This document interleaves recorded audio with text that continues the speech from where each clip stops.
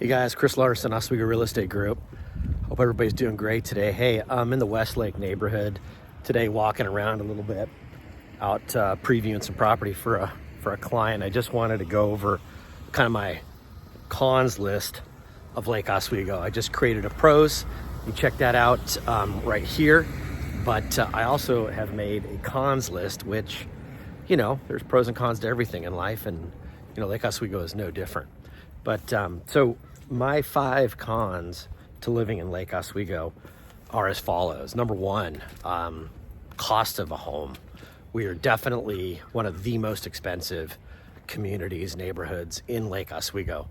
And I really genuinely feel that it's worth it living here.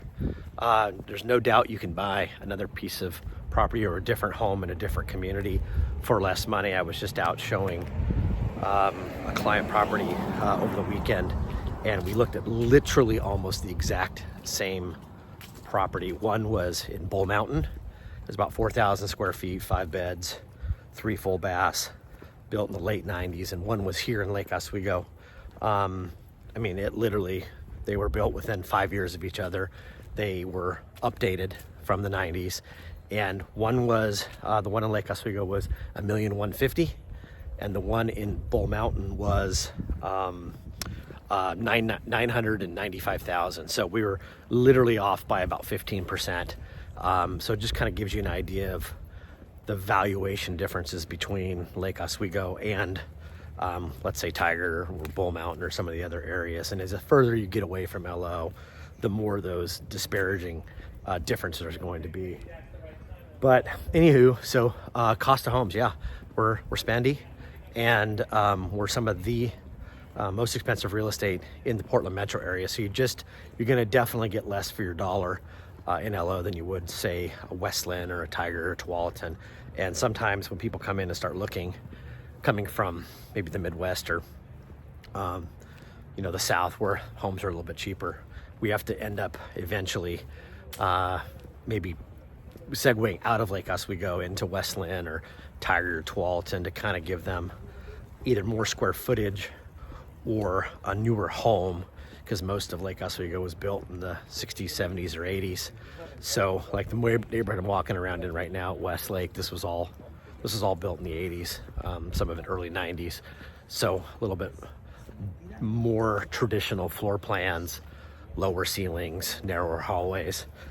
So that's number one. Number two is congestion.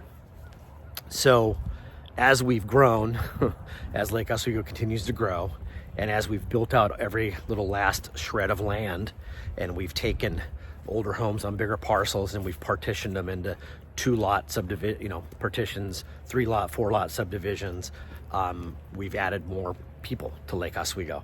And as we've built more apartments, we've added more people. So the congestion in Lake Oswego has gotten, I would say, obviously, a lot worse in the last 10 or 15 years, just with the advent of ways and the shortcutting that happens from north to south and east to west.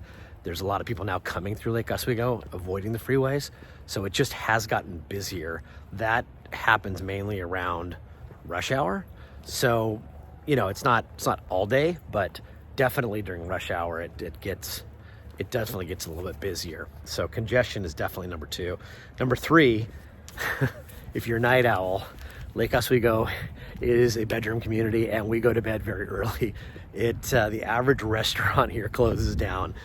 Last call's around 8:30, and most of them are closed by 9. There's a handful of little pubs and a few restaurants, 1 or 2, that stay open past 9 o'clock, Aji, as well as JJ's. But it's kind of funny to see everybody close down so doggone early, and everybody everybody goes to bed early. It's a bedroom town. But anyways, if you're a night owl or you come from a big marketplace, San Francisco, LA, New York, Dallas, Chicago, where things are open later, that's something definitely you're gonna want to get used to. Also, number 4 is our weather. Obviously, I'm out on a beautiful sunny fall day, but it's not always like this.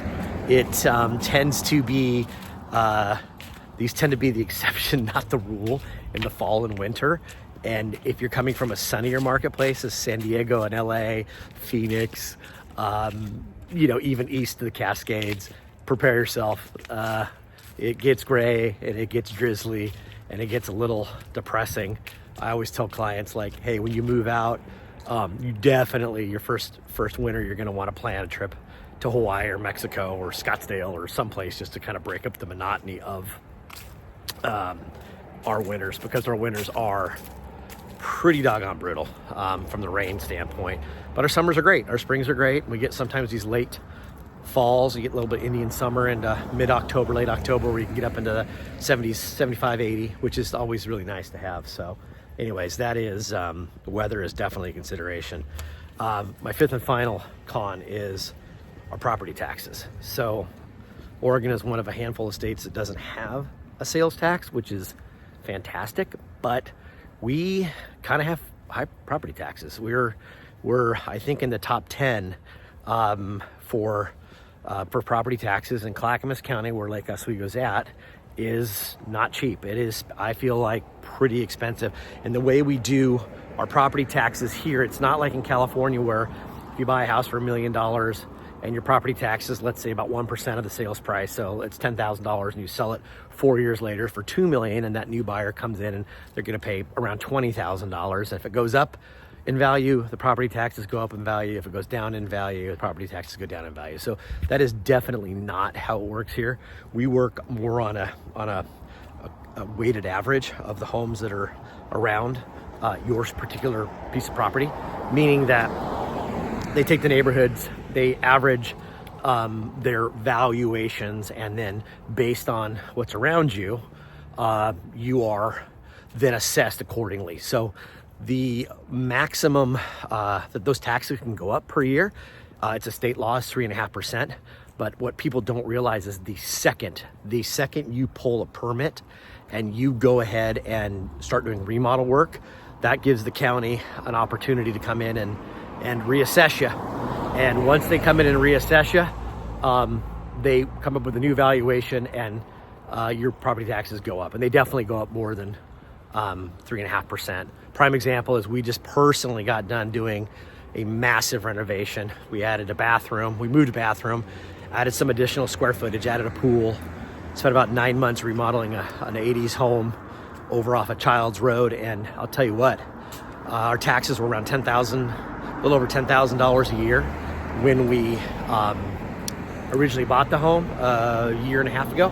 And we just got our new tax bill, and they're up to $14,000 and change. So we had a 40% increase with the improvements we made to the property. Now, the property is amazing. It's totally a different home, but man, they stick it to you. So at this point, I can fully expect that every single year we go, and I get my next tax, my next year's tax bill, it will be up, probably 3.5%. And then the next year, 3.5%.